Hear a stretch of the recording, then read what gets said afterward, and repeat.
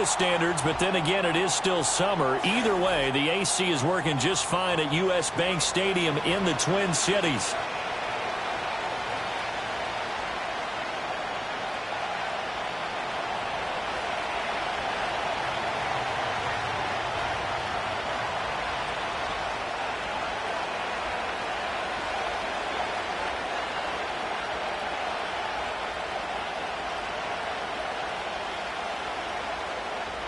Two 1-1 teams here, each looking to move over 500, and we're underway here in Week 3. And the opening kickoff will not be returned, as that will be a touchback.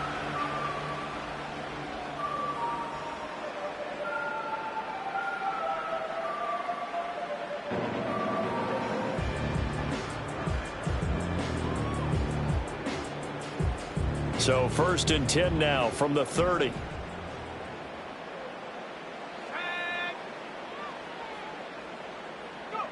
Throwing is McCarthy.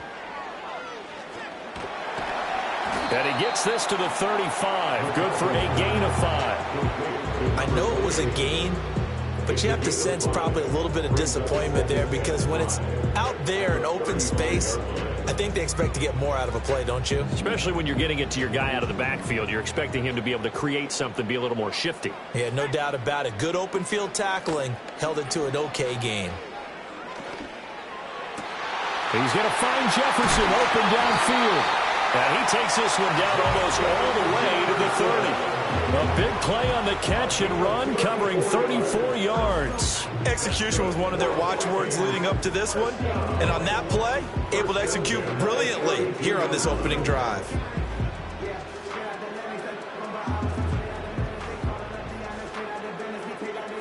So in Saints territory now. Here's 1st and 10 at the 32-yard line.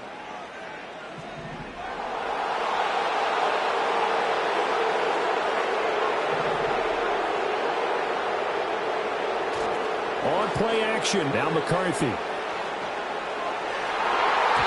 that'll be knocked away. It's incomplete. The Vikings are 1-1 through 2 games thus far. It's not a start that's going to set the world on fire, but they've been pretty solid nonetheless. And the first thing that crosses my mind, it certainly beats the alternative of starting 0-2. I do think that this is a team that's going to take a little time to find its footing. Hard to navigate the always tough NFL. And he'll be a couple yards shy of the red zone here at the 22-yard line. 9 yards, and that leaves him just short, so it'll be 3rd and less than a yard. So from 2nd and long, now we go to 3rd and very manageable. Yeah, they love that phrase, don't they? Because as an offensive coordinator, you can keep people a little bit off balance and guessing, because you don't have to throw it. You can come back with a strong run game if you want to. And if you're in 4-down territory, that really opens things up for you. Able to find the open man. That's complete. And all the way down inside the 5 to the 4. That's good for a 1st down, his 2nd catch of the opening drive. That's a big conversion there on 3rd down, and this has been a great opening drive. You know, at this point, they'd hate to settle for 3, but they've created a fresh set of downs and a 1st and goal. McCarthy, he'll set to throw it. And he goes backwards on this one, losing yardage to the 7. It'll go as a loss on the play. Not what you need down here. It's going to be 2nd and goal. And they're getting him involved early. You feel like they saw something on tape, or they just have a sense with him because he's had a good week of practice or something in that area that they want him involved. Just as you said, they want him to touch it either in the running game or the passing game, but they must like the matchups they're getting. On 2nd and goal, they'll give it to him again. And they'll get this from the 8 to the 5. Pickup of 3. Driven it down the field nicely here on the opening drive, but now it's put up or shut up. No doubt about it, because to make that type of a drive and ultimately kick a field goal would feel very disappointing. But I'm just wondering, is the head coach thinking, is this 4-down territory? Might he go for it? From the 5-yard line, will this opening drive yield 6? This is... They'll get into the end zone. Touchdown, Minnesota. Miller, his first touchdown here of the new campaign. And the Vikings will jump on top with the game's first score here this afternoon. That was a big throw right there on 3rd and goal. And the defense has to be prepared for you to throw the ball on 3rd and goal.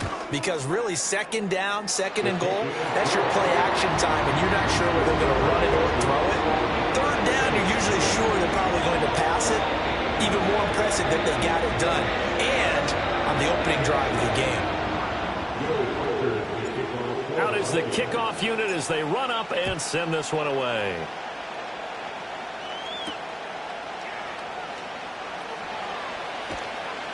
And he'll be brought down right on the chalk of the 20.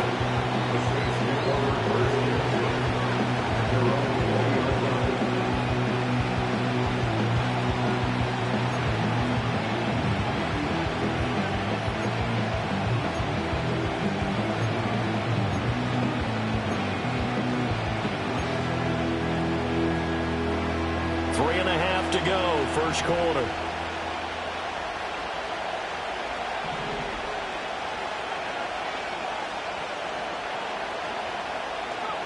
To the air is Rattler.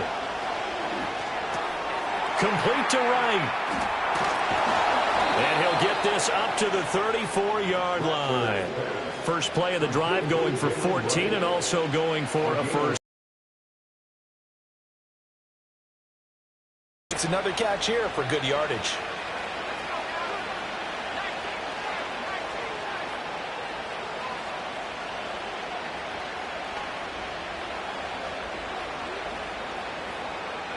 They'll throw. Here's Rattler. This short throw caught by Goddard. And he'll be out of bounds, but able to get it up past the 45. He'll get 15 and a Saints first down. We'll see what kind of mindset they have here offensively after giving up the touchdown on the opening drive. And based on our time with them, prior to this game, I feel like they've got a good mindset going in. In fact, the discussion that we had with the coaching staff was, we may give up some points in this game, so our offense has to be ready each and every time to either equal or try and get us ahead and try and keep us ahead. This is their chance to respond to that first touchdown given up. This defense for the Vikings, much improved from week 1. They were terrific last week in getting their guys their first win of the season. I have to admit, I was extremely impressed by what I saw on tape because they stayed in the face of the quarterback the entire game, ended up getting 4 sacks total, and made it difficult for him to step up and find receivers downfield. Also made it hard for him to escape the pocket and run. Throw right side, caught by Goddard, the tight end. And down he goes at the 45 after a pickup of 9. Let's not quibble about the gain there on 2nd down. That was a positive play because that was a take-what-you-can-get situation. Got out to the tight end. Now it gives him a much better opportunity to convert on 3rd down. Here's Rattler. Work in the middle of the field, and he's got a man complete. And he is going to have a Saints first down. They needed 3. He doubled that. He got 6. Well, they clearly wanted to come out, Charles, and be aggressive.